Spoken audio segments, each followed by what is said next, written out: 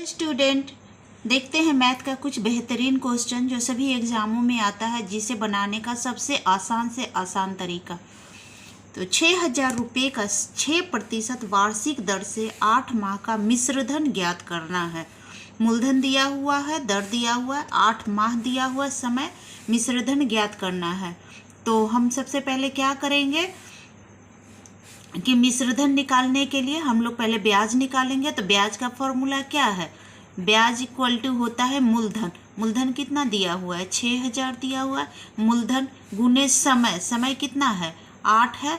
तो पूरा समय हम लोग कितना 12 महीना में करेंगे, क्योंकि दर कितना है? 6% है। 6/100। अब इसको 2 जीरो से 2 जीरो कैंसिल कर देंगे। 6 से 6 दूनी 12, 2 से कितना 4 हो गया।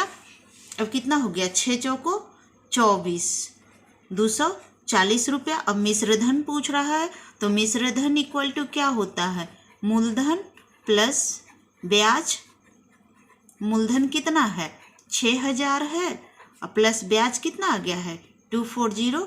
कितना हो गया? 6240 रुपीज़। ये कितना आया है? ऑप्शन डी में आया है, तो हमारा ऑप्शन डी आंसर हो जाएगा। नेक्स्ट क्वेश्चन देखेंगे।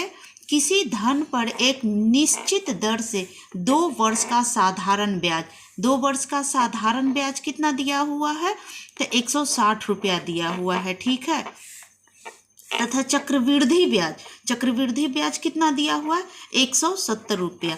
तो हम जानते हैं कि चक्रवृद्धि ब्याज में चक्रवृद्धि ब्याज में हर एक साल उसका ब्याज अलग अलग होते जाता है, और साधारण ब्याज में एक ही रहता है। जैसे साधारण ब्याज है 160 है, तो प्रथम वर्ष में भी इसमें कितना हुआ होगा? 80 हो गया होगा, और सेकेंड ईयर में भी इसका 80 हो गया होगा।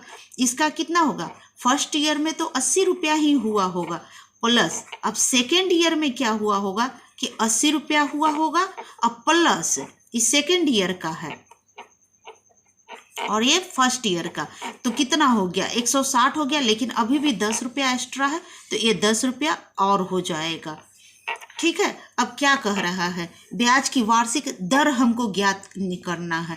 तो दर ज्ञात करने के लिए कितना क्या करेंगे? ये कितना बढ़ा होगा, कितना परसेंट है? तो इसमें लिखेंगे कि 80 का, मान लीजिए कि x% है, x% दर बढ़ा है कितना में? 80 का 10%, x% कितना? ये 10 हो गया। 10 तो ये कितना हो गया?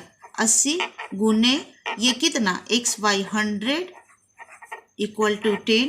1 जीरो से 1 जीरो, 2 से कितना 4, और 2 से कितना ये 5। अभी कितना हो गया? 2 दूनी 4, और 2 पचे 10। x इक्वल टू कितना हो गया? ये क्रॉस मल्टीप्लाई हो जाएगा, तो कितना? 5 25 और 2। अब 2 से जब इसको काटेंगे तो कितना हो गया? 12.5%। यही हमारा आर पूछ रहा था कि आर कितना है, तो आर 12% हो गया। ये हमारा आंसर हो गया, बी हो गया ऑप्शन। नेक्स्ट क्वेश्चन देखते हैं।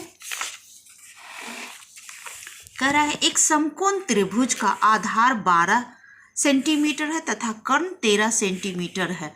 तो हम एक समकोण ट्रायंगल बना लेते हैं। क्या कह रहा है? आधार 12, तो आधार कितना हो गया? 12 सेंटीमीटर।